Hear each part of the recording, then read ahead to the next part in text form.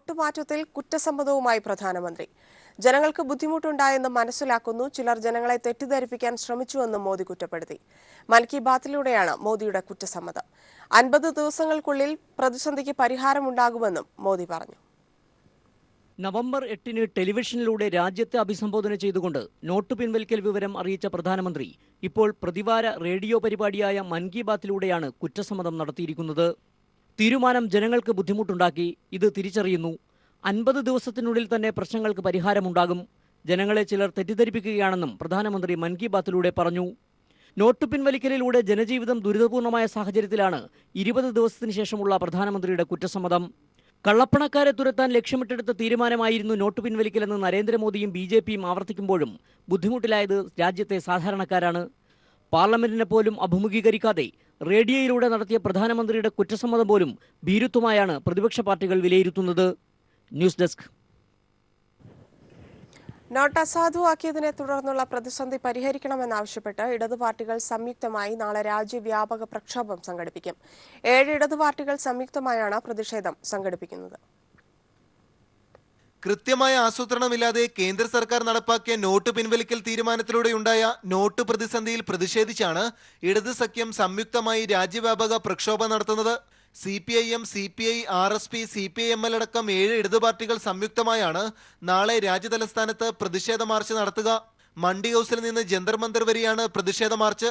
പഴയ നോട്ടുകൾ പിൻവലിച്ചതിൽ നിന്ന് 10% മാത്രമേ പുതിയ നോട്ടുകൾ ലഭ്യമായിട്ടുള്ളൂ എന്നാണ് ബാങ്കുകൾ ഇപ്പോഴും വ്യക്തമാക്കുന്നത്. ഈ സാഹചര്യത്തിൽ പിൻവലിച്ച നോട്ടുകളുടെ മൂല്യത്തിൽ പുതിയ നോട്ടുകൾ ലഭ്യമാകുന്നതുവരെ ബദൽ സംവിധാനം നടപ്പാക്കണമെന്ന് ഇടത് സഖ്യം ആവശ്യപ്പെട്ടു. സഹകരണ മേഖലയോട് സർക്കാർ പുലർത്തുന്ന സമീപനത്തിനെതിരെയും പ്രതിഷേധിച്ചാണ് പ്രക്ഷോഭം. നോട്ട് പ്രതിസന്ധിയിൽ വിത്തിറക്കാൻ പോലും ആകാതെ കർഷകരുടെ ദുരിതം വർദ്ധിച്ചിരിക്കുകയാണ്. കാലിച്ചന്ത വിപണിയും പൂർണ്ണമായി നിലച്ചു. ഇതിൽ പ്രതിഷേധിച്ച് ഹരിയാനയിൽ ഇന്ന് കർഷകർ പ്രതിഷേധ ധർണ നടത്തും. കഴിഞ്ഞ ദിവസം ഓൾ ഇന്ത്യ കിസാൻ സഭയുടെ നേതൃത്വത്തിൽ 10,000-കണക്കിന് കർഷകർ ദില്ലിയിൽ പ്രതിഷേധം നടത്തിയിരുന്നു. News bureau, Delhi. കറൻസി പ്രതിസന്ധിക്ക് കാരണമായ കേന്ദ്ര സർക്കാർ നടപടികളിൽ പ്രതിഷേധിച്ച് LDF ഹർത്താൽ നാളെ. സംസ്ഥാന വ്യാപകമായി രാവിലെ 6 മുതൽ വൈകിട്ട് 6 വരെയാണ് ഹർത്താൽ. ഹർത്താലിന് മുന്നോടിയായി ഇന്ന് വൈകിട്ട് പ്രാദേശികാടിസ്ഥാനത്തിൽ പന്തം കൊളുത്തി പ്രകടനങ്ങൾ നടക്കുന്നു. ആശുപത്രി, പാൽ, പത്രം, വിവാഹം, ബാങ്ക് തുടങ്ങിയവയെ ഹർത്താലിൽ നിന്ന് ഒഴിവാക്കിയിട്ടുണ്ട്. ശബരിമല തീർത്ഥാടകരെയും ഹർത്താലിൽ നിന്ന് ഒഴിവാക്കി. ഹർത്താൽ വിജയിപ്പിക്കാൻ എല്ലാവരുടെയും സഹകരണം വേണമെന്ന് LDF കൺവീനർ വൈക്കം വിശ്വൻ അഭ്യർത്ഥിച്ചു. രാജ്യത്ത് കറൻസി പ്രതിസന്ധി സൃഷ്ടിച്ച കേന്ദ്ര സർക്കാർ നടപടികൾക്കെതിരായുള്ള ദേശീയ പ്രക്ഷോഭത്തിന്റെ ഭാഗമായാണ് LDF നാളെ സംസ്ഥാനത്ത് ഹർത്താൽ ആചരിക്കുന്നത്. രാവിലെ 6 മുതൽ വൈകിട്ട് 6 വരെയാണ് ഹർത്താൽ. സംസ്ഥാനത്തെ സഹകരണ മേഖലയ്ക്കെതിരായ കേന്ദ്ര സർക്കാർ നീക്കത്തിലും പ്രധാനമന്ത്രിയെ കാണാൻ സർവകക്ഷി സംഘത്തിന് അനുമതി നിഷേധിച്ചതിലും പ്രതിഷേധിച്ചുകൂടിയാണ് ഹർത്താൽ. ബാങ്ക്, ആശുപത്രി, പാൽ, പത്രം, വിവാഹം തുടങ്ങിയവയെ ഹർത്താലിൽ നിന്ന് ഒഴിവാക്കിയിട്ടുണ്ട്. ഹർത്താലിനോടനുബന്ധിച്ച് പ്രാദേശിക കേന്ദ്രങ്ങളിൽ പ്രതിഷേധ പ്രകടനങ്ങളും നടക്കും. കറൻസി പ്രതിസന്ധിയിലും സഹകരണ മേഖലയ്ക്കെതിരായ നീക്കത്തിലും പ്രതിഷേധിച്ച് നേരത്തെ മുഖ്യമന്ത്രിയുടെ നേതൃത്വത്തിൽ RBI മേഖലാ കേന്ദ്രത്തിന് മുന്നിൽ സത്യാഗ്രഹ സമരം നടത്തിയിരുന്നു. പിന്നീട് പഞ്ചായത്ത്, മുനിസിപ്പൽ തലങ്ങളിൽ LDF പ്രവർത്തകരുടെ രാപ്പകൽ സമരവും നടന്നു. തുടർ പ്രക്ഷോഭത്തിന്റെ ഭാഗമായാണ് നാളത്തെ ഹർത്താൽ. News bureau, Thiruvananthapuram. നിലമ്പൂർ കരുളായി വനമേഖലയിൽ പോലീസുമായുണ്ടായ ഏറ്റുമുട്ടലിൽ 2 മാവോയിസ്റ്റുകൾ കൊല്ലപ്പെട്ട സംഭവത്തെക്കുറിച്ച് മജിസ്ട്രേറ്റിൽ അന്വേഷണം നടത്താൻ മുഖ്യമന്ത്രിയുടെ നിർദ്ദേശം. സംഭവത്തെക്കുറിച്ച് സമഗ്രമായ അന്വേഷണം നടത്തി റിപ്പോർട്ട് സമർപ്പിക്കാൻ പെരിന്തൽമണ്ണ സബ് കളക്ടറെ ചുമതലപ്പെടുത്തിക്കൊണ്ടാണ് മുഖ്യമന്ത്രി ഉത്തരവ് പുറപ്പെടുവിച്ചത്. സംഭവത്തിന്റെ നിജസ്ഥിതി പുറത്തുകൊണ്ടുവരാനാണ് മജിസ്ട്രേറ്റിൽ അന്വേഷണം നടത്തുന്നതെന്ന് മുഖ്യമന്ത്രിയുടെ ഓഫീസ് പറഞ്ഞു. അതേസമയം ഏറ്റുമുട്ടൽ മരണത്തിന്റെ അടിസ്ഥാനത്തിൽ രജിസ്റ്റർ ചെയ്ത കേസ് ക്രൈംബ്രാഞ്ചിന്റെ അന്വേഷണത്തിന് വിട്ടതായും മുഖ്യമന്ത്രിയുടെ ഓഫീസ് അറിയിച്ചു. നിലമ്പൂരിലെ മാവോയിസ്റ്റ് കൊലപാതകത്തിൽ ജുഡീഷ്യൽ അന്വേഷണം നടത്തണമെന്ന് കോൺഗ്രസ്. ജുഡീഷ്യൽ അന്വേഷണം ആവശ്യപ്പെട്ട് KPCC പ്രസിഡന്റ് VM സുധീരൻ മുഖ്യമന്ത്രി പിണറായി വിജയന് കത്തയച്ചു. വാർത്തകളിലേക്ക്. സംസ്ഥാനത്ത് വൈദ്യുതി പ്രതിസന്ധി ഉണ്ടാകില്ലെന്ന് വൈദ്യുതി മന്ത്രി MM മണി. വേണ്ടിവന്നാൽ വൈദ്യുതി പുറത്തുനിന്ന് വാങ്ങും. മൂലമറ്റം പവർ ഹൌസിലെ ജനറേറ്ററുകൾ ഡിസംബർ 16-ന് മുമ്പ് പ്രവർത്തന സജ്ജമാക്കുമെന്നും മന്ത്രി പറഞ്ഞു. വിവിധ വകുപ്പുകൾ KSEBക്ക് നൽകാനുള്ള കുടിശ്ശിക പിടിച്ചെടുക്കുമെന്നും മന്ത്രി വ്യക്തമാക്കി. ലോഡ് ഷെഡിങ് ഒഴിവാക്കാൻ വേറെ വൈദ്യുതി വാങ്ങിയാണേലും ലോഡ് ഷെഡിങ് ഒഴിവാക്കണമെന്ന നിലയിലാണ് നിർദ്ദേശം കൊടുത്തിരിക്കുന്നത്. അതിനുള്ള ആലോചനയാണ് അതിന് നേരത്തെ തന്നെ ഇതിന് മുന്നൊരുക്കം എന്ന നിലയിൽ വൈദ്യുതി ആവശ്യമെന്ന് പറഞ്ഞാൽ വാങ്ങാനുള്ള സംവിധാനമെല്ലാം ഉണ്ടാക്കിയിട്ടുണ്ട്. അത് ഉപയോഗിക്കണം. ഞാൻ CMOയായിട്ട് മുഖ്യമന്ത്രിയായി സംസാരിച്ചു. എന്നോട് ബോർഡിൻ്റെ ഉത്തരവാദികൾ എന്നെ വിളിച്ച് സംസാരിച്ചു. അതനുസരിച്ച് CMOയായി സംസാരിച്ചപ്പോൾ ലോഡ് ഷെഡിങ് ഒഴിവാക്കുക, ഇത് എത്രയും വേഗം മെയിൻ്റെനൻസ് ചെയ്ത് ഇതിൻ്റെ ജോലി പൂർത്തിയാക്കുക, 16-ാം തീയതിയോടുകൂടി ഇതിൻ്റെ പ്രവർത്തനത്തിന് പരിഹാരം ഉണ്ടാക്കാൻ കഴിയുമെന്നാണ്, ഒരു പുനർക്രമീകരണം ഉണ്ടാക്കാൻ കഴിയുമെന്നാണ് ബോർഡിൻ്റെ ആളുകൾ, ഉദ്യോഗസ്ഥന്മാർ, ഇതിൻ്റെ ഉത്തരവാദികളെല്ലാം ചിന്തിക്കുന്നതാണ്. തിരുവനന്തപുരത്തെ പ്രമുഖ RSS നേതാവും ഹിന്ദു ഐക്യവേദി മുൻ സംസ്ഥാന സെക്രട്ടറിയുമായ P. പത്മകുമാർ RSS വിട്ടു. CPIM-മായി യോജിച്ച് പ്രവർത്തിക്കുമെന്ന് പത്മകുമാർ പറഞ്ഞു. 10ാമത്തെ വയസ്സിൽ RSS ശാഖയിൽ പോയി പ്രവർത്തനം ആരംഭിച്ചു. കഴിഞ്ഞ 42 വർഷമായി RSSന്റെ വിവിധ ഉത്തരവാദിത്തങ്ങൾ നിർവഹിച്ചിട്ടുണ്ട്. സംഘ് തന്നെ സർവ്വതുമെന്ന് പഠിച്ച് ജീവിച്ച എനിക്ക് തിരിഞ്ഞു നോക്കുമ്പോൾ ഭയാനകമായ മൂകതയാണ് അനുഭവപ്പെടുന്നത്. ഇത് പറയുന്നത് മറ്റാരുമല്ല, RSSകാരനായ തിരുവനന്തപുരം മേലാറന്നൂർ സ്വദേശി P. പത്മകുമാറാണ്. ഇപ്പോൾ പത്മകുമാർ RSS ബന്ധം അവസാനിപ്പിച്ച CPIM-ലേക്ക് ചേരാനൊരുങ്ങുന്നു. ദീർഘകാലമായിട്ട് പ്രവർത്തിച്ച പലരും നിശബ്ദരാണ്, നിരാശരാണ്, അല്ലെങ്കിൽ അതിൻ്റെ തെറ്റായ കാഴ്ചപ്പാടുകളെ ചൂണ്ടിക്കാണിക്കുന്ന സമയത്ത്, തുറന്ന അഭിപ്രായം പറയുന്ന സമയത്ത് അവരെല്ലാം ഒരു ശത്രുപക്ഷത്ത് കാണുന്ന ഒരവസ്ഥ വരുന്നു. തന്റെ പഴയ അനുഭവങ്ങൾ വാർത്താക്കുറിപ്പിലൂടെ വ്യക്തമാക്കുന്ന ഹിന്ദു ഐക്യവേദി മുൻ സംസ്ഥാന സെക്രട്ടറി കൂടിയായ പത്മകുമാർ CPIM ഭാവി ഭാരതത്തിന്റെ പ്രതീക്ഷയാണെന്നും വ്യക്തമാക്കുകയാണ്. തന്റെ തെറ്റുകൾ പുറത്ത് തന്നെ കൂടി ഉൾക്കൊള്ളാൻ തയ്യാറാകണമെന്ന് CPM നേതാക്കളോട് പത്മകുമാർ അഭ്യർത്ഥിച്ചു. അതേസമയം പത്മകുമാറിന്റെ പാർട്ടി അംഗത്വം സംബന്ധിച്ച് ചർച്ച ചെയ്ത് തീരുമാനമെടുക്കുമെന്ന് CPM ജില്ലാ സെക്രട്ടറി ആനാവൂർ നാഗപ്പൻ പറഞ്ഞു. RSSന്റെ ഇന്ന് തെറ്റായ പോക്കിൽ നിന്ന് വിട പറഞ്ഞ് ഒരു ശരിയായ രാഷ്ട്രീയ നയം ഉൾക്കൊണ്ട് ഞങ്ങളോടൊപ്പം വരുന്ന ആളുകളെ ഞങ്ങൾ പൂർണ്ണമായി സ്വാഗതം ചെയ്യുകയാണ്. News bureau, Thiruvananthapuram. ഉദ്യോഗസ്ഥരുടെ അനധികൃത സ്വത്തുക്കൾ കണ്ടെത്താൻ പഴുതടച്ചുള്ള സംവിധാനം വേണമെന്ന് മുഖ്യമന്ത്രി പിണറായി വിജയൻ. ഇതിന് സർവീസ് സംഘടനകളുടെ നിർദ്ദേശങ്ങൾ വിലപ്പെട്ടതാണെന്നും മുഖ്യമന്ത്രി പറഞ്ഞു. നിങ്ങളെ വല്ലാതെ ബുദ്ധിമുട്ടിക്കുന്ന ഒരു സംസ്കാരം ഒരു തരത്തിലും നമ്മുടെ ഭാഗത്ത് ഉണ്ടാകാൻ പാടില്ല, സർവീസിന്റെ ഭാഗമായി ഉണ്ടാകാൻ പാടില്ല. അവരെ ഒറ്റപ്പെടുത്തേണ്ടതുണ്ട്, ശിക്ഷിക്കണമെങ്കിൽ ശിക്ഷിക്കണം. സർവീസിന് തീരെ പറ്റാത്തതാണെങ്കിൽ സർവീസിന് പറ്റാത്ത നിലയിൽ സ്വീകരിക്കേണ്ടി വരും. ഒഡീഷയിലെ പുരിയിൽ ചേരുന്ന CITU 15ാമത് അഖിലേന്ത്യാ സമ്മേളനത്തിൽ പ്രവർത്തന റിപ്പോർട്ടിന്മേലുള്ള ചർച്ച പൂർത്തിയായി. കേരളത്തിൽ നിന്നും 5 പ്രതിനിധികളാണ് ചർച്ചയിൽ പങ്കെടുക്കുന്നത്. നോട്ട് പ്രതിസന്ധിക്കെതിരെ നാളെ ഇടതു പാർട്ടികളുടെ നേതൃത്വത്തിൽ നടക്കുന്ന രാജ്യവ്യാപക പ്രതിഷേധത്തിൽ മുഴുവൻ തൊഴിലാളികളും അണിചേരണമെന്ന് സമ്മേളനം ആഹ്വാനം ചെയ്തു.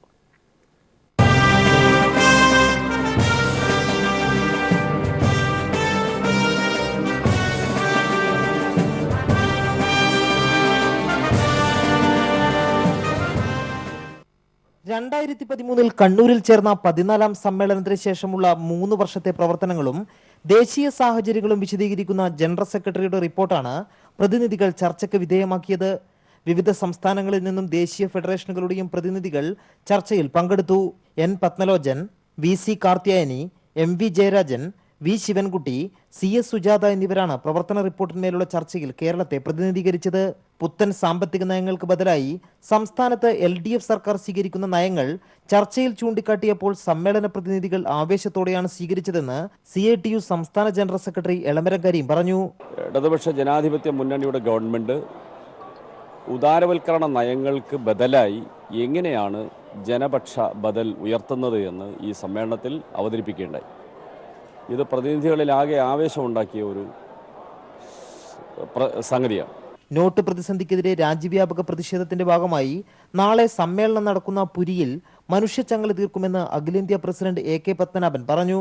ഇന്ത്യയൊട്ടാകെയുള്ള പ്രതിഷേധത്തിൽ CITU അംഗങ്ങൾ പങ്കെടുക്കുന്നുണ്ടെങ്കിലും CITUവിൻ്റെ നേതാക്കന്മാർ, പ്രതിനിധികളായിട്ടുള്ളവരെല്ലാവരും ചേർന്ന് ഒരു മനുഷ്യച്ചങ്ങല രൂപീകരിച്ച് കേന്ദ്ര സർക്കാരിൻ്റെ ജനവിരുദ്ധതയ്ക്കെതിരായുള്ള സമരം നടത്താൻ തീരുമാനിച്ചിട്ടുണ്ട്. നാളെ സംഘടനാ റിപ്പോർട്ട് അവതരണവും അതിന്മേൽ ചർച്ചയുമുണ്ടാകും. മുൻകാല പ്രവർത്തനങ്ങൾ വിലയിരുത്തിയും ശക്തി ദൗർബല്യങ്ങൾ ഇഴകീറി പരിശോധിച്ചുകൊണ്ടുമുള്ള ചർച്ചകളാണ് സമ്മേളനത്തിൽ ഉയർന്നുവരുന്നത്. പ്രതിനിധികൾ മുന്നോട്ട് വയ്ക്കുന്ന അഭിപ്രായ നിർദ്ദേശങ്ങൾ പുതിയ വെല്ലുവിളികൾ ഏറ്റെടുക്കാൻ കരുത്തായി മാറുമെന്ന് നേതൃത്വവും പ്രതീക്ഷിക്കുന്നു. പുരിയിലെ സമ്മേളന നഗരിയിൽ നിന്നും ക്യാമറാമാൻ രാജീവ് കണ്ണാടിക്കൊപ്പം എം സന്തോഷ്.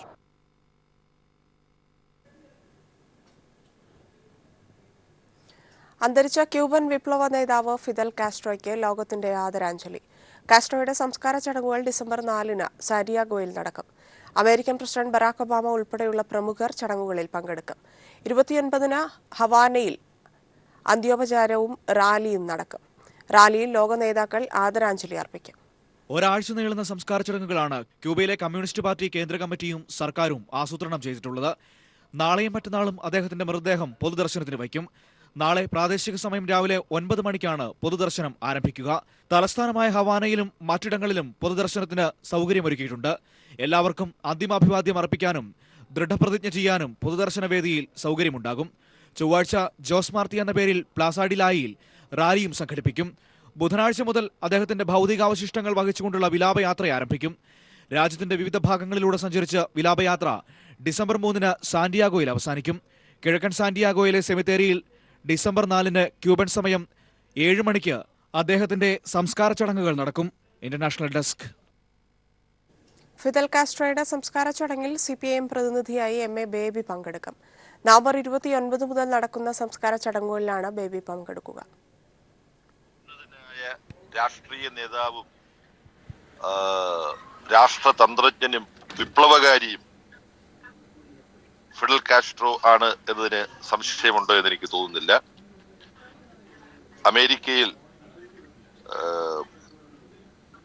അല എന്ന് പറയുന്ന മതേതര ജനാധിപത്യ മൂല്യങ്ങൾ മുറുകെ പിടിക്കുന്ന ഒരു സാംസ്കാരിക കൂട്ടായ്മയുടെ വാർഷിക സാംസ്കാരിക സംഗമത്തിൽ പങ്കെടുക്കാൻ എത്തിയപ്പോഴാണ് ഫിഡലിന്റെ ഞെട്ടിക്കുന്ന വേദനിപ്പിക്കുന്ന വേർപാടിന്റെ വിവരം അറിയുന്നത്. 90 വയസ്സ് പൂർത്തിയാക്കി പൂർണ്ണമായ ഒരു വിപ്ലവ ജീവിതം നയിച്ച വ്യക്തിയാണ് സഖാവ് ഫിഡൽ. എന്നിരുന്നാലും ഫിഡലിനെ പോലെ മഹാനായ ഒരു വിപ്ലവകാരിയുടെ വേർപാട് നമ്മെ വേദനിപ്പിക്കുന്നു. പാർട്ടിയുടെ CPIM-ന്റെ അഖിലേന്ത്യാ നേതൃത്വം തീരുമാനിച്ചത് പ്രകാരം സഖാവ് ഫിഡലിന്റെ അന്ത്യോപചാര ചടങ്ങുകളിൽ പങ്കെടുക്കാൻ ഞാൻ നിയോഗിക്കപ്പെട്ടിരിക്കുകയാണ്.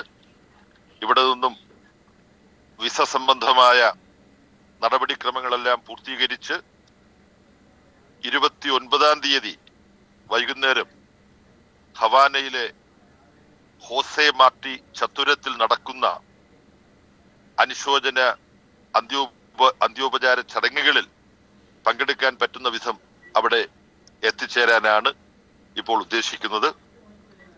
സഖാവ് ഫിഡലിന്റെ സംസ്കാരം സാന്റിയാഗോ പട്ടണത്തിലാണ് ഡിസംബർ 3-ാം തീയതി നടക്കാൻ പോകുന്നത്. സഖാവ് ഫിഡലിന്റെ സംസ്കാരവുമായി ബന്ധപ്പെട്ട വിദേശികൾ, സഹോദര പാർട്ടി പ്രതിനിധികൾ, വ്യത്യസ്ത രാഷ്ട്രങ്ങളുടെ പ്രതിനിധികൾ ഇവരെല്ലാം സംബന്ധിക്കുന്ന ഔപചാരികമായ അന്ത്യോപചാര ചടങ്ങ് നവംബർ 29-ന് വൈകുന്നേരം ഹവാനയിലെ ഹോസെ മാർട്ടി ചത്തുരത്തിലാണ് നടക്കുന്നത്.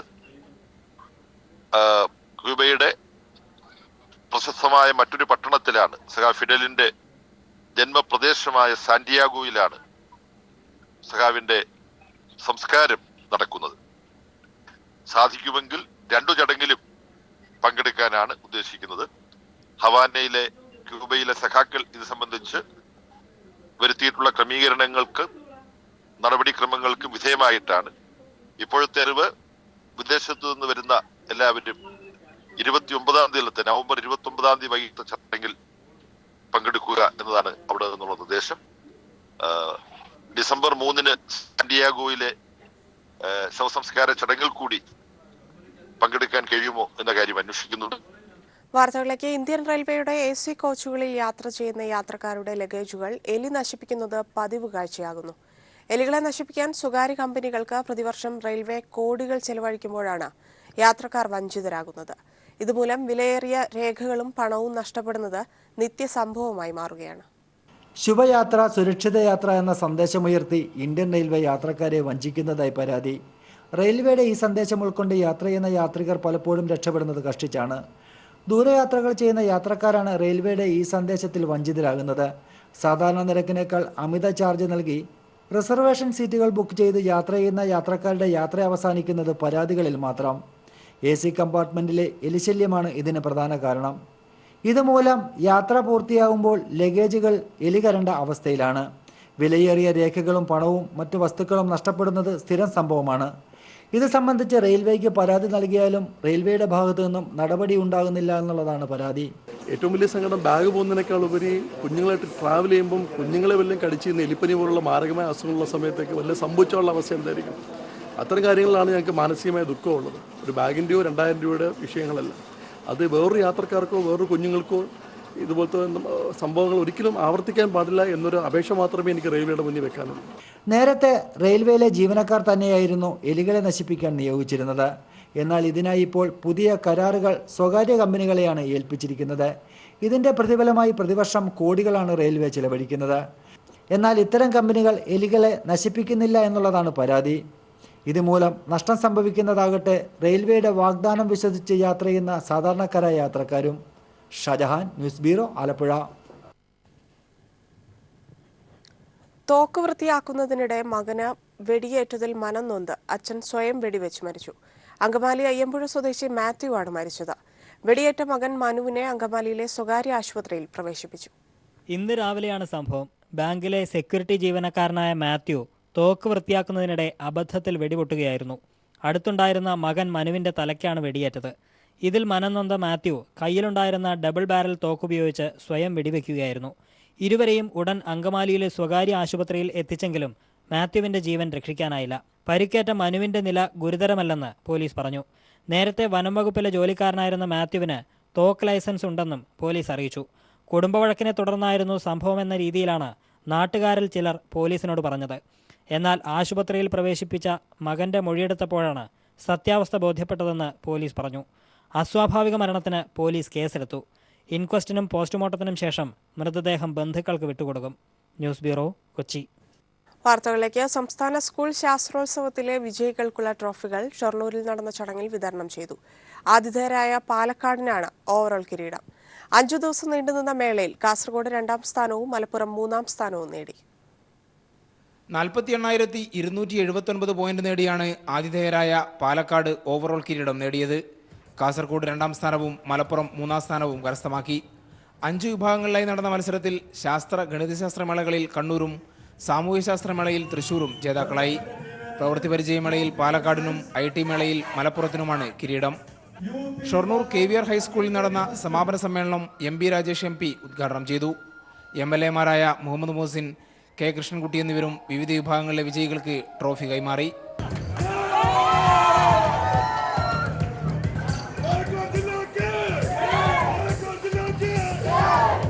ശാസ്ത്രോത്സവത്തിന്റെ സ്വർണ്ണക്കപ്പ് രൂപകൽപ്പന പൂർത്തിയായെന്നും അടുത്ത വർഷം മുതൽ നൽകാനാവുമെന്നും DPI KV മോഹൻകുമാർ അറിയിച്ചു. പ്രശസ്ത ശില്പി കാനായി കുഞ്ഞിരാമൻ രൂപകൽപ്പന ചെയ്തൊരു ശില്പം തയ്യാറായി കഴിഞ്ഞു. ഗവൺമെൻറ് അനുമതി ലഭിക്കുകയാണെങ്കിൽ നമുക്ക് അടുത്ത വർഷം തീർച്ചയായിട്ടും മേളയിൽ സ്വർണ്ണക്കപ്പ് കൊടുക്കാൻ കഴിയുമെന്നാണ് പ്രതീക്ഷിക്കുന്നത്. News bureau, Palakkad. ശബരിമല വാർത്തകൾ. ശബരിമല വിശേഷങ്ങൾ brought you by cycle pure അഗർബത്തികൾ, പ്രാർത്ഥനയുടെ പരിശുദ്ധി.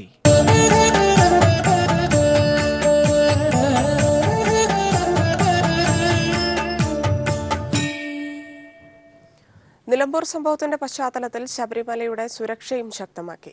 ശബരിമലയുടെ സുരക്ഷാ ചുമതലയുള്ള ADGP നിതിൻ അഗർവാൾ സുരക്ഷാ ഉദ്യോഗസ്ഥരുടെ യോഗം വിളിച്ചു ചേർത്തു. ശബരിമലയ്ക്ക് കർശന സുരക്ഷ നൽകണമെന്ന് ആഭ്യന്തര വകുപ്പ് നിർദ്ദേശം നൽകി. നിലമ്പൂർ സംഭവത്തിന്റെ പശ്ചാത്തലത്തിലാണ് ശബരിമലയിൽ സുരക്ഷ ശക്തമാക്കിയത്. പഴുതടച്ച സുരക്ഷയായിരിക്കണം ശബരിമലയ്ക്ക് നൽകേണ്ടതെന്ന് സംസ്ഥാന ആഭ്യന്തര വകുപ്പ് പോലീസിന് കർശന നിർദ്ദേശം നൽകിയിരുന്നു. അതിന്റെ അടിസ്ഥാനത്തിൽ ADGP Nithin Agarwal, Ernakulam range IG Sreejith എന്നിവരുടെ നേതൃത്വത്തിൽ സന്നിധാനത്ത് വിവിധ സുരക്ഷാ ഉദ്യോഗസ്ഥരുടെ യോഗം ചേർന്നിരുന്നു. അതിനുശേഷം സന്നിധാനത്തെയും പരിസരത്തെയും സുരക്ഷ വിലയിരുത്തുകയും ചെയ്തു. ശബരിമലയിലെ സുരക്ഷ ശക്തമാണെന്ന് ADGP നിതിൻ അഗർവാൾ പ്രതികരിച്ചു. There is no issue. Nilambur has no effect here. The security is already tight, so there is nothing to worry about. കേന്ദ്ര ഇന്റലിജൻസിന്റെ നിർദ്ദേശപ്രകാരം കേന്ദ്രസേനയും സുരക്ഷ ശക്തമാക്കിയിട്ടുണ്ട്. ഇത് പ്രത്യേകമായിട്ട് കേന്ദ്ര രഹസ്യാന്വേഷണ വിഭാഗങ്ങൾ തന്നിട്ടുള്ള മുന്നറിയിപ്പുകൾ പരിഗണിച്ചുകൊണ്ട് ഇതിനെ കൂടുതലായിട്ട് ഈ ഫോഴ്സിന്റെ സംഖ്യ വർദ്ധിപ്പിക്കാൻ തീരുമാനിച്ചിട്ടുണ്ട്.